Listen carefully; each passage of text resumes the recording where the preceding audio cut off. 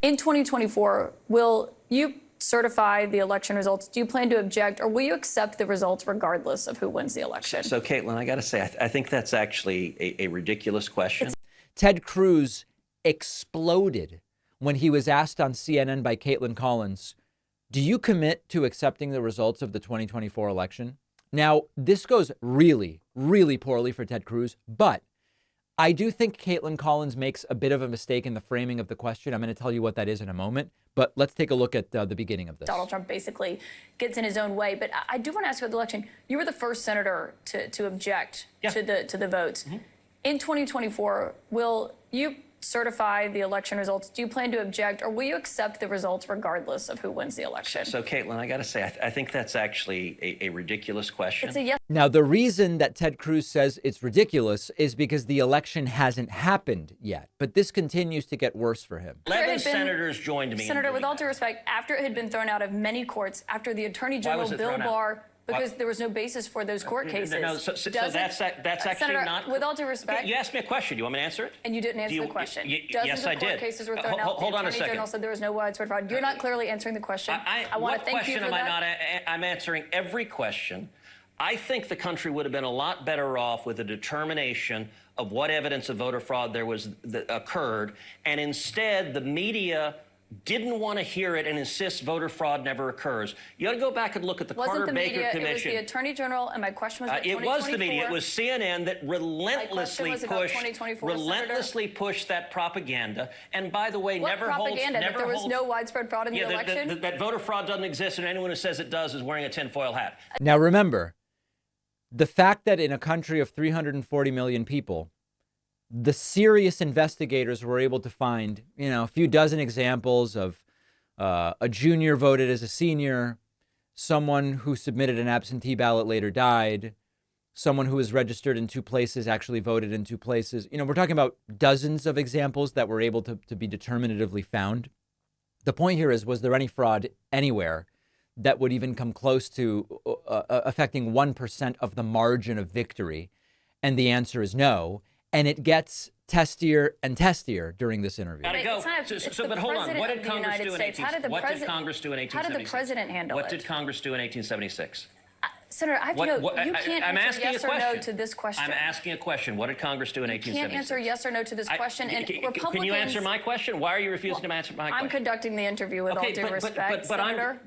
And let me ask you, it's Republicans have twisted themselves in knots.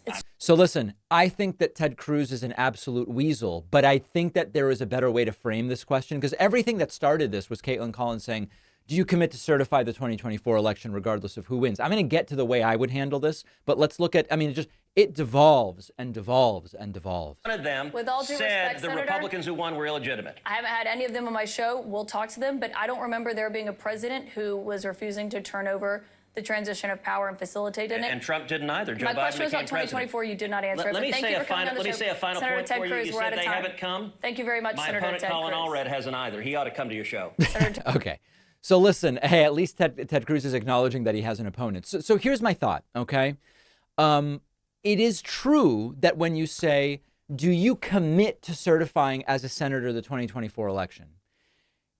It allows Ted Cruz to say, how can I commit to certifying an election that hasn't happened yet if I don't yet know if there will be fraud? And in a sense, it is a relatively acceptable retort.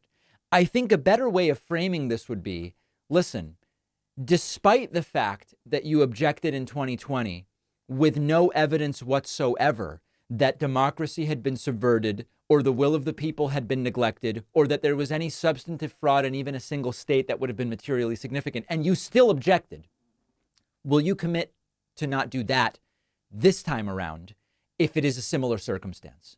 I think that's more specific, because it's too easy for Ted Cruz to say, we haven't even voted. Imagine if X happens in November. Of course I won't commit to accept those results. So I do think that it's a little tricky, because we all know what she means. What she means is you participated in the fraud on the American people to try to trick them into thinking Trump had really won and there was no basis for it. will you promise not to do that again this time around? We all understand that that's what she means. But when you say, will you commit to accept the results no matter who wins? Ted Cruz has this out where he goes, the election hasn't happened. If there is horrible misconduct, of course I won't. Or another way to ask it would be, if the 2024 election goes like the last one, no proven voter fraud, no theft, no rigging, and you still interfered, will you do it again?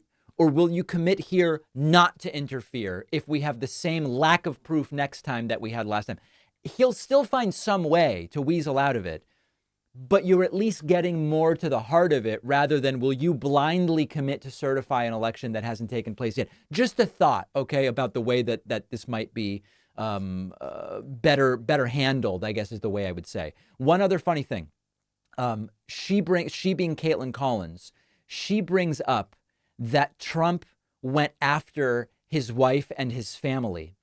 And despite all of that, he is still planning to vote for Trump. And this is pretty funny stuff because this guy is such a weasel. But this moment, what you said there, you talked about your family. They targeted not just your dad, but also your wife.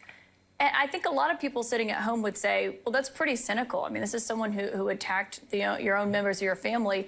And what we learned from this testimony is that not only did Donald Trump know about it, he coordinated it. Look, I understand, but I knew then it was lies. It was lies then. It's but you didn't know now. Donald Trump himself was coordinating it. Of course I did. I said he did. It was obvious. So just like Nikki Haley. Hey, Nikki, where's your husband? Oh, he's actually serving in the military. I'm voting for Trump. We learned yesterday from Nikki Haley. Trump spreading conspiracy theories about Ted Cruz's dad, spreading the idea that Ted Cruz's wife is ugly, etc. And Ted Cruz ultimately still kisses the ring and votes for the guy, and he's doing it again. That's where we are, but nicely done in general by Kaitlan Collins. Ted Cruz doesn't want to have to account for what he did in 2020. As many people know, I'm a white ale type of guy when it comes to beer. And even for those of us who drink responsibly, like me, sometimes you still feel it the next day and it can slow you down, especially when you start to get up there in the years like me. Check out our sponsor ZBiotics, which is a probiotic drink created by PhD microbiologists. ZBiotics breaks down the byproduct of alcohol, which is responsible for some of those feelings the day after. When you drink, alcohol gets converted into a toxic byproduct in the gut.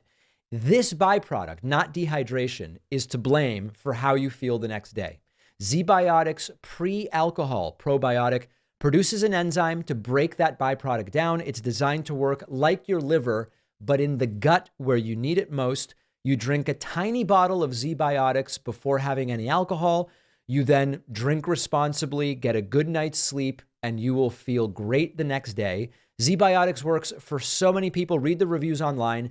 Go to zbiotics.com/Pacman and you'll get 15% off your first order when you use code Pacman at checkout. The link is down below.